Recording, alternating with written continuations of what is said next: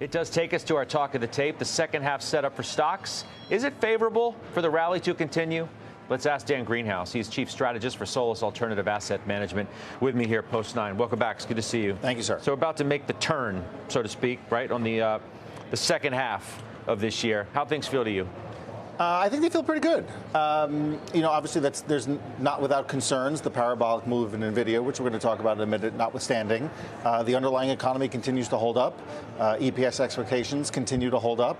The Federal Reserve is presumably marching towards rate reductions. So I think you still have to feel pretty good with an acknowledgement that there's some signs of weakness to which we have to pay attention. Okay, Oppenheimer today says, this is John Stoltzfus, bull market appears sustainable as the rally broadens across sectors and as investors increase their exposure to stocks.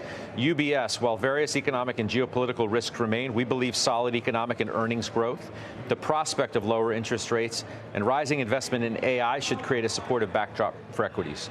That makes sense? Yeah, I think increasingly you have to kind of feel like maybe the Fed's going to get what it wants right now, which is a mid-90s type soft landing. And there's reasons why we didn't think that would happen to start with. Inflation was starting from a much higher level than was the case in the mid-90s. But I think you kind of have to feel like right now you're skating towards that type of an outcome. Now, again, the data can turn, and you have to be aware of that as an investor. But that's true of any market environment. But right now, it looks like that's happening. And we've been talking about this for a year. The network's been talking about this for a year. That looks likely right now.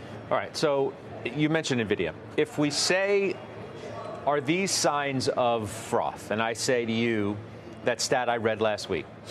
NVIDIA added $880 billion in market cap in 21 trading days. That's stat number one.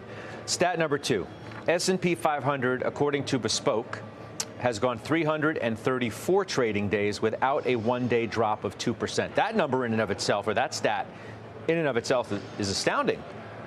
Almost a year without a 2% pullback in stocks. You combine that with the NVIDIA number that I read to you. Did it make you pause at all and say we're in for something a little dicey? Well, listen, I would offer a couple of contextualized observations. The first of which is if we just look today, the S&P is on either side of flat right now. The RSP, which is the equal weight ETF, if investors want to use that as reference, is up 90 basis points the last time I looked.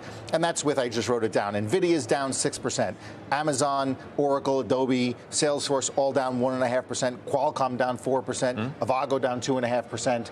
And you have, the RSP, which is the equal weight ETF, up, call it 90 basis points last time I looked. So you at least in the last couple of days, since NVIDIA's peak, let's say, which based on the chart was not completely surprising that there'd be a pullback. Right. The broader market is higher since NVIDIA peaked, and I think you have to take an encouraging. There has to be an encouraging takeaway when you observe that.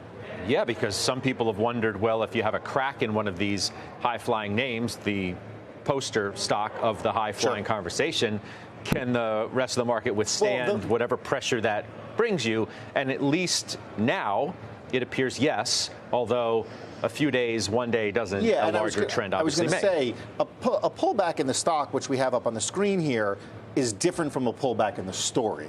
And I think that's important for investors to take note of. Like, again, when you look at the chart on a shorter-term time frame, any of us who've been in markets for more than 15 minutes would look at that chart and say, this is not going to keep going. And so whether it pulls back 5% or 10% or 20% top to bottom, we have no idea. But again, just eyeballing the chart here, it's probably going to have something of a correction. But as long as the story remains the same, the investment thesis, the CapEx expenditures, et cetera, that's much more important. And again, nothing's changed in the last 5 days that I've seen to affect that narrative. Okay, so that suggests that any sort of dip of magnitude is going to be quickly scooped up because you suggest the fundamental story is still wholly intact. But mind you, you haven't even had a dip. And again, as I just noted, since you had a 15% pullback in what felt like a blink of an eye. Yes, yeah. And I'm talking in the broader markets. Again, NVIDIA peaked, I think, on the 18th. And I think the equal weight index is higher today than it was then.